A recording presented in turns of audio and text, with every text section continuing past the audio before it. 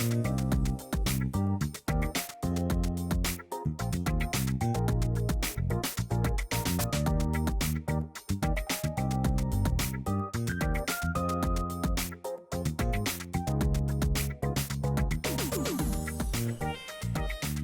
everyone, welcome to Amusia, the podcast for music nerds. This is a two-part episode, and this is part 2 of what is equal temperament and why do we use it. So I'm Tom, like last time, and I'm with Blake again. Yep, still Blake. Yeah, very good. Right, so we were just listening to major thirds and perfect fifths in equal temperament and then as just intervals according to the frequency ratios we were talking about. Yeah, and it's quite striking how different they are, and how the equal temperament sounds completely... Well, it doesn't sound completely different to the just temperament. It's a good approximation, but it definitely sounds off. It sounds kind of out of tune. Yeah. So one of the things we talked about earlier when I was talking about the sort of snowballing terminology. So we talked about the harmonic series, which I think we know enough about now to move on, and we talked about beating, and hopefully we could all hear the beating. We could all hear that and understand the kind of mathematical relationship with dissonance. You know, you can actually count how dissonant something is in a way. Well, by how many times you hear you can hear it rhythmically. And one of the other points I raised was that these just intervals don't interlock. And this is the crux of what equal temperament is and why we use it. So the first example we're going to use, I think this is the easiest one to understand, but there are others. Major thirds. So hopefully most musicians will know, if you stack major thirds on top of each other, you get an octave. So you go C to E, E to G sharp, which is enharmonically A flat, and then that to C. Okay, we'll get that. So there are 3 major thirds in an octave. Or is it 2? Yes, that makes sense, because the first one's in C, the second one's in E, and the third one's in G sharp or A flat. Yeah, so the C to E, E to G sharp / A flat to C. So there we go. Right, and we talked about the just major third as having this 5/4 frequency ratio. And as we could hear, it was very pure, very simple ratio. So say I have a note that is vibrating 100 times a second, 100 hertz, and a major third above it will be 125, because that has a simple ratio of 5 vibrations to 4 vibrations per second. Yeah. All make sense? Yeah. So let's add those major thirds together, and it should match an octave. And as we were saying, the octave is the basis of almost all music throughout the world. Because so it's important. I was going to say, because of the octave equivalency, did you call it? Mm-hmm. So humans hear the octave as kind of the same note, shares the same kind of, characteristics. It's difficult to explain, isn't it? Not all animals experience octave equivalence, which is interesting. That's incredible. Yeah, because it seems like such a fundamental property of sound, but it's really our perception of it. Yeah. That they have the same quality. But even things like relative pitch, there have been tests done with animals like songbirds, like starlings, where they're trained to respond in a certain way to like an ascending melody. But then when it's transposed, it's like that's a new melody to them. They don't experience it as like, the same melody but higher. That's another thing that we all feel. Most people will hear a song in a different key and maybe not even notice. It's just the same song. So they have almost perfect pitch. Kind of, yeah. But we're veering off topic there. This topic is already so dense. We don't need to veer off anymore. Okay, so the major thirds. Here's something interesting, and I promise it's simpler than it might sound if you're scared of maths. I am too, I promise. You can add intervals together by multiplying their frequency ratios. And this is... I promise it's simple. Right? Okay. So if I want to add those major thirds, I can do 5/4 times 5/4 times 5/4. So that would be stacking those 3 major thirds on top of each other, right? Yeah. So we should end up with an octave, as you say. Yeah. Well, it should do, but okay, so that would be 5 times 5 times 5 and 4 times 4 times 4. And what the ratio you actually end up with is 125 over 64. Okay, that divides That's nicely. Wait, no, no, it it doesn't. doesn't. 128. 125. 128 over 64 is that perfect octave relationship, that perfect 2 over 1. So you can see if you want those major thirds perfectly in tune, they are out of tune with the octave within 1 octave already. It's not like you keep extrapolating and it goes off, which is what happens with the perfect fifth. We'll get to that in a second. Yeah, within 1 octave, you can't have 3 major thirds all in tune and then in tune with the octave. They just don't fit together.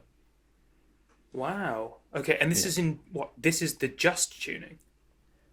Yeah, well, if you wanted pure major thirds, you could have C and E perfectly in tune, and you could have E and G sharp perfectly in tune, but then you can't have that in tune with the C at the top. That's incredible. So yeah, and you can see how it's just a byproduct of just basic maths. You know, yeah. It's sort of inescapable. There's no way around it. We can't do anything to it to make that not so. So we will lose octave equivalency as the scale goes up. So they will start to sound out of tune. Yeah. Well, and another problem with building a scale out of just intervals is that you get different sized intervals, which are supposed to be the same. But we'll get to that in a second. So we use the example of the major third, which hopefully illustrates nice and clearly how intervals do not fit perfectly together when they're perfectly in tune with the octave. And maybe the most well-known example is the perfect fifth. And this brings us to the Pythagorean comma, which was, I think was the first time I actually heard anything about these problems. When I was at uni, there's a harpsichord teacher, and he was showing me around, and he was talking about, oh, I can't tune these all the way up because of the Pythagorean comma. And I just had no idea what he was talking about. And in recent years, because I left uni years ago, I sort of endeavored to actually understand what he was talking about. So we'll explain the Pythagorean fifth, Pythagorean comma, sorry. So the perfect fifth, we talked about that as having a 3/2 frequency ratio, if you remember. Yeah. So if I'm playing a note of 100 hertz, another note at 150 would have a perfect 3/2 ratio. Okay, and that would be a just fifth, and it would have minimal beating. That's all clear? That makes sense to me. Now imagine I'm tuning a piano that has 7 octaves or 8 octaves or whatever, a big piano, and I start on A at the bottom, and I tune up 7 octaves, A, all the way up to the top, okay? Also, you would reach the same A by going up 12 fifths. So if anyone's familiar with the circle of fifths, you know you go around 12 positions and you're back to the same note. Yeah? Yeah. But they won't be the same note if the fifth is in tune. It doesn't go out of tune in the first octave, but it quickly does. And we can demonstrate this as well with just showing you the numbers. So if we're tuning in octaves, and remember, we really want the octaves in tune because they sound terrible if they're not. It's the worst interval to sound off, isn't it? Yeah. It just is. The scale. Yeah, it breaks the scale, but also so many melodies you play in octaves, it would sound so much worse than out of tune thirds. It would sound terrible. So think about 2 to the power of 7. So that's doubling 7 times. You get to 128. Yeah, okay. You do. So that would be the equivalent of tuning in octaves. And then 1.5, which is a perfect fifth, because that's like 50% higher, like 3/2. Yeah, hopefully that's clear. Yeah. 1.5 to the power of 12 is not 128. It is 129.74633789006. Off the top of my head. No, I'm reading that, to be honest. Yeah, so you can see if I have a really nice in tune fifth down there, and that's really nice in tune with the next one, and that's nice and in tune with that, they won't match up at the end. And the discrepancy in tuning between the A achieved in those different ways. So I tune in octaves or I tune in fifths. That discrepancy, that is the Pythagorean comma. That makes sense? Okay, so what do they mean by comma? What's the noun doing there? What are we referring to other than that process? I think it is just a discrepancy that occurs between two different tuning systems. I think that's basically what that refers to, because you get other ones as well. There's like the syntonic comma, Yeah. the comma of Didymus, I think. That's the syntonic comma, it's two different names. But we don't need to get into those. But hopefully that has demonstrated enough the non-interlocking nature of these perfectly tuned frequency ratios. Okay, is that clear? Yeah. All right, so hopefully we can move on a bit. So, actually, this brings us to another point where I said if you wanted to tune the intervals in your scale with like just intervals, you get different sized intervals, okay? And this is quite clear. There's a nice example with the major second. So a just major second would generally be 9 to 8. So if C was 80 hertz, D would be 90 hertz, okay? Right. It's a nice clear 9/8 ratio. Mm-hmm. But then, using that same system, my major third will be 100 hertz, right? Because that'll be 80 to 100. That's a 5 to 4 ratio, right? Okay. Yeah. But now, so C to D is a 9/8 ratio. D to E, also a major second, is now 10/9 because it's 100 to 90. Does that make sense? Yeah, okay. Yeah, so now I have two different sized major seconds immediately by trying to create a scale out of this system. You see what I mean? It won't have Yes. the same quality. It's smaller. So you couldn't. I mean, it works in one key then, but it wouldn't work if you were moving within different keys within the same scale. Well, this is why equal temperament has basically come to such prominence in Western music. It's because, I mean, Western music is basically defined by its harmonic complexity, you know. A lot of music from around the world, even like complex music, it doesn't move between keys so much, you know. Yeah. Like Indian music, like Indian classical music, generally doesn't modulate, doesn't change key all the time. Even though it's very complex in other ways, that is like the defining sort of hallmark of Western music, is this harmonic complexity. So just building a system where like one key could be really nice and in tune, but then another key would be completely out of tune, it's just sort of just not worth doing, is it? Okay, so didn't this used to be the case with Pythagorean tuning? Well, I do want to do an episode on Pythagoras, so I don't want to veer too much off of this topic.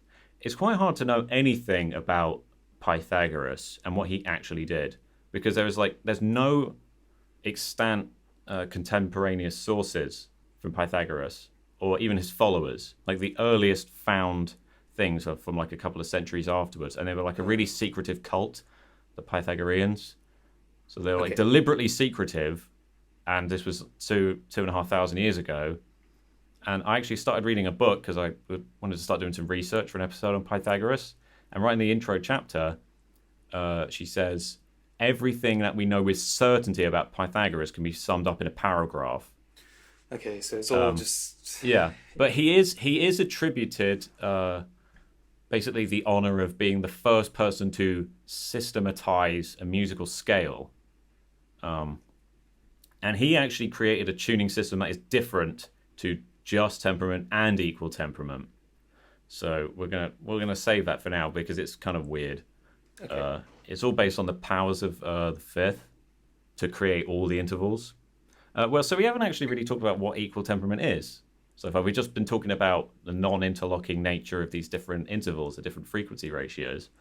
So equal temperament does not use ratios to build a system.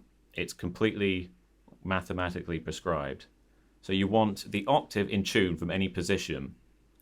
And basically this is achieved by distributing the dissonance perfectly evenly amongst all notes in the scale, in your 12-note chromatic scale.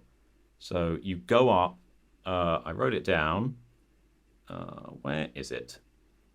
Yeah, each semitone is roughly 5.9463% higher. And that's the 12th root of 2. And that is, according to Wikipedia, as of December 2013, that has been calculated to 20 billion decimal digits. So we just cut it short after like 4. Is it an irrational number? I guess it must be. Or just a big boy. Yeah. Yeah, not to get too technical. That means like a big number. We call it big boys. Yeah. Yeah, so if you sort of just use this percentage formula between every semitone, pretty much all intervals take a hit except the octave. And because we talked about being the 12th root of 2, that basically means you go up 12 times and you've doubled. That's why it's that. Mm-hmm. Cool. Okay. Again, I just find this fascinating.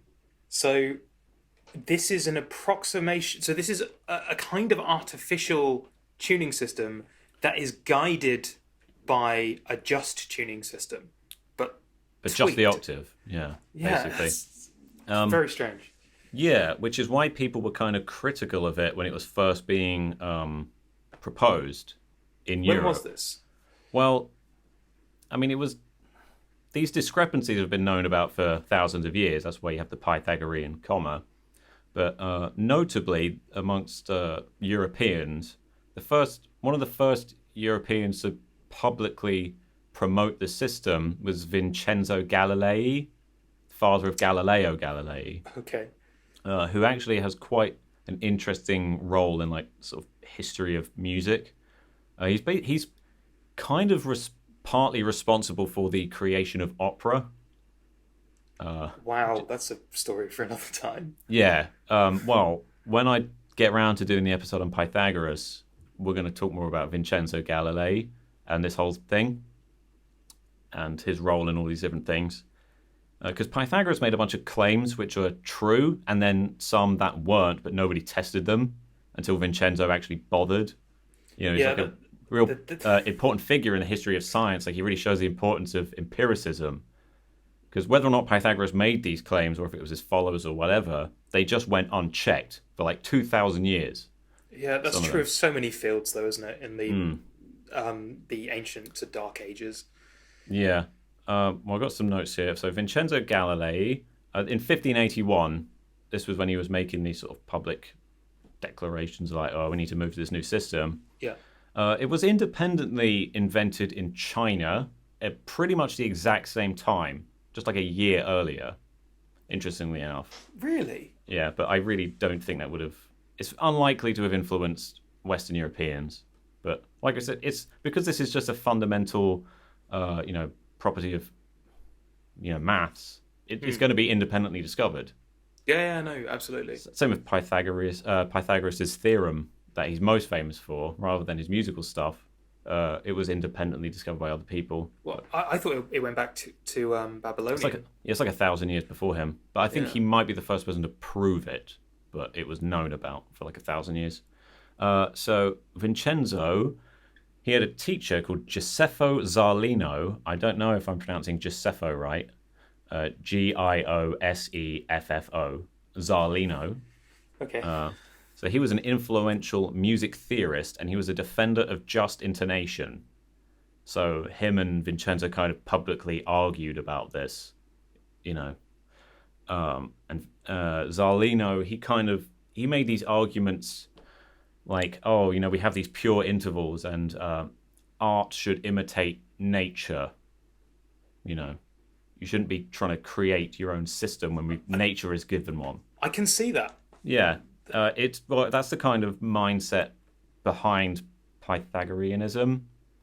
But so he was kind of influenced by that. But we're not going to go there today. That's another time. Yeah. So if each semitone is 5.9463% higher than the last, you go up 12 semitones and you have a perfect octave. Okay. So all the intervals they'll beat slightly. But we're just so used to it by now. That was one of the things Vincenzo said. He was like, people will get used to it. Well, he's right. Yeah, he is vindicated. Vincenzo the Vindicated. When did he? When did this become standard?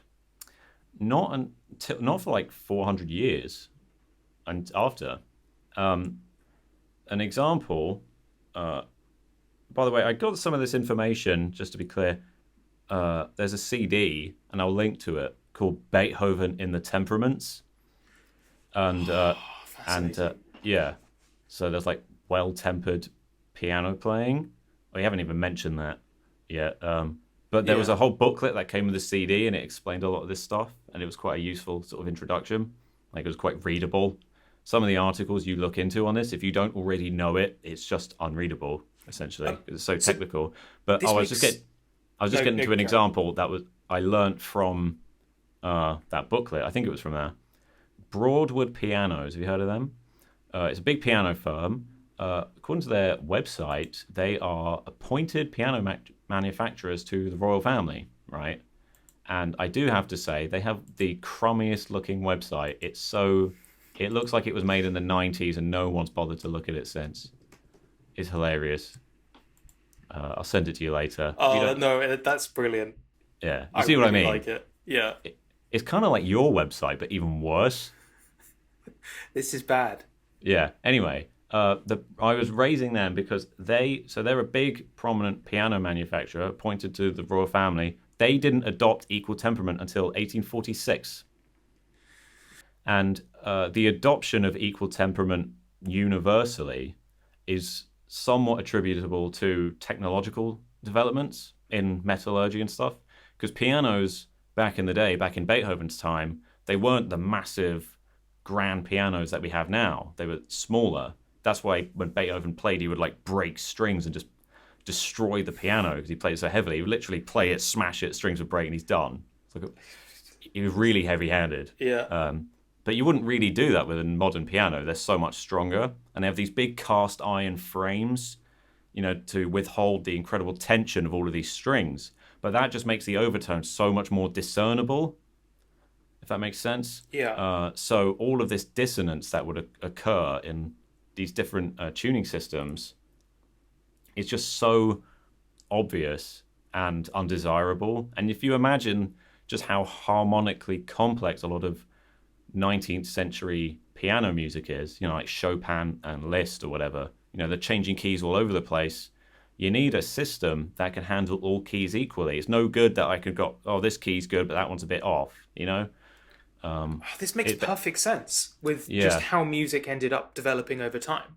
And I mentioned well temperament. I should probably clear that up. It's often confused with ET, with equal temperament, and it's not the same thing. I've even read this in articles and stuff. They just refer to it like it is equal temperament, and it's not. It's a So different. what is the difference? Well, there are different types of it as well. It's a system in which all keys are musically usable, but the dissonance is not divided evenly amongst the keys. So you'll have one key like really nicely in tune, but then there'll be more dissonance in another key. It's divided differently. So each key would actually sound different on This, a well-tempered piano. see, So this this, makes so much sense because I've seen stuff from historical records where they're saying, oh, that D has this character and E has this character, and hmm obviously from 2020 looking back, I'm thinking, well, they all sound basically the same because they're all kind of relative. But no, they really did sound different. They did have yeah, different characters. they absolutely did. They had key color or key characteristics, and this is why I assume some people accuse equal temperament of ruining harmony because we have completely obliterated key colors in its universal adoption. Yeah, absolutely. Yeah, but as we've seen, it's just so useful as a system. In modern music, you've got all these different musicians all playing in tune, ensembles. They can change any key, and it's never like, oh, let me get another trumpet that's tuned differently. Yeah. You know, it all works. Sorry. Oh yeah. And another thing that's good about ET is that the fifths are actually very, very close. So when we listen to the example, it's like, oh yeah, it's a bit busier. It's 2 cents off. And that's another term we haven't mentioned yet. Do you know what a cent is? Yeah. No, but I think it's better if you explain. That does Very kind of sound simple. like, yeah, I know what it is, but I'm just testing you. I was just using that as an excuse to have a drink because Oh, it's okay. really hot in here. Hence my red face. I've got a big light box there, just toasting me alive. Ascent is 1% of an equally tempered semitone. And this is another thing. You'll see people confuse it with hertz. It's not the same. No. Because moving up 1 hertz anywhere is moving up 1 hertz, but it's a different relationship. Yeah, well, basically. Again, it's a hertz is a linear scale, whereas the way we tune Ascent, for instance, would be non-linear in that it's doubling all the time. Yeah, exactly. So a perfect fifth, that is 7 semitones, right? Okay. So in ET, how many cents would you go up? Testing you. I did not expect a question. Can you repeat that? How many cents do I go up if I go up a perfect fifth in equal temperament? Oh, don't It's do really this. simple. So This isn't one of those tricks where you have to like work it out every time. So wait, 800? No, it's just 700. Okay. 700 cents. A just fifth is only 702 cents. So an equally tempered fifth is just 2 cents narrower than a just fifth. If you were to compare them. Okay, so what's the minimum discernible tuning that humans can hear? Because it's low, isn't it? It is. Most people, I mean, obviously there's quite a variety of ability in pitch. It varies drastically by culture as well. Like a lot of East Asian cultures have much more perfect pitch because they have like tonal language in which the pitch of the note is actually related to the semantic context. Yeah, so they're training themselves. Yeah, and they don't need to specifically train to get better. It's just part of the culture. I don't know the exact numbers. I wrote it down somewhere, but it was something like in this conservatoire in Asia, like the Asian students said there was like 60% of them had perfect pitch compared to Westerners who were like 15. It was something like that. So That's much higher. quite a And bit, I think the researchers couldn't absolutely tell if it was cultural or genetic, but either way, it's pretty interesting. Yeah, I was only mentioning that because you can see it's not the same everywhere. But most people would find it very difficult to actually detect this 2 cent difference, like just maybe, and only if you're really paying attention. Also, a lot of people, more than you think, are completely tone deaf. Like they can't tell a semitone apart. Like it's something like, I think it's about 5% or something of people, or maybe not that extreme, but it's like quite high. Really, and not very good at discriminating close pitches. Interesting. Even people who love music, music people, hence the name of the podcast. Hey. Yeah, a lot of music people are tone deaf, but not all tone deaf people are music. Darwin is an example of someone who loved music but was essentially tone deaf. That's weird. That is weird because it does mean that. Well, I know you can enjoy music for other. This is completely beside the topic of the podcast, but you can enjoy music for other reasons beyond harmony. I mean, like you say, Western music is kind of focused on harmony, but you've got stuff like, for example, gent, which is focused on like rhythm and things. Yeah, and that's the enjoyment from the music. Anyway, sorry, Karen. Yeah. No, it's interesting. So just to make that clear about the fifth. The difference between the fifth. So it's 2 cents difference. A fifth in ET is very close to 1.5. So as we talked about 1.5, 50% higher, that's the same as that 3/2 ratio. It isn't quite 1.5, it's 1.4983. Yeah. So it's very close. Cool. And what else is there? I think that's basically it. Hopefully anyone watching this will understand what it is now and why we use it. I've written a little summary here. ET is necessary to avoid drastic dissonance in harmonically complex music. And this dissonance is an inevitable byproduct of these non-interlocking frequency ratios. And it makes all keys usable and ensembles easier to tune. But we have lost key colors. So this does suggest something interesting. So we can see that when equal temperament came in, music changed because composers were able to now modulate between all keys and they kind of all sound the same and they're all accessible in exactly the same way. It'd be interesting now to try going back to well-tempered tuning and just seeing, what it's like. I don't think I've ever composed it, so it'd just be fascinating to try it out. Yeah, and also there are different well-tempered systems as well. So that's a system in which all keys are usable. There was another term I wrote out that we actually didn't end up using, but I might as well put it in right here at the end. Sure. The Wolf interval. You often hear this when reading about temperaments. I've actually never heard of this. Oh, okay. It comes from medieval music theorists. So it's to do with dividing up the scale. You will create some dissonance somewhere, and they refer to that as the Wolf interval. I think most likely because it reminded them of the howling of wolves or something, kind of unpleasant quality to it. So perhaps, if we're doing that major third system, like C to E and E to G sharp, that G sharp to C, there's the wolf. Yeah. So well temperament could be said, the wolf is divided differently amongst the keys, if that makes sense. Yeah. No, it makes perfect sense. I do think it's interesting that humans just aren't, the way we see scales is not quite mapped onto reality.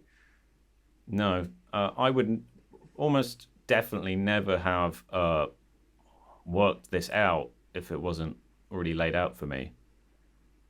Just growing up, listening to pretty much all music in equal temperament, you just don't notice this dissonance. No, not at all. So maybe don't pursue looking for it too much, because then you'll end up like Ross Duffin, just the author of How Equal Temperament Ruined Harmony. Oh, okay, yeah. I don't know who That's he a is. throwback to last episode.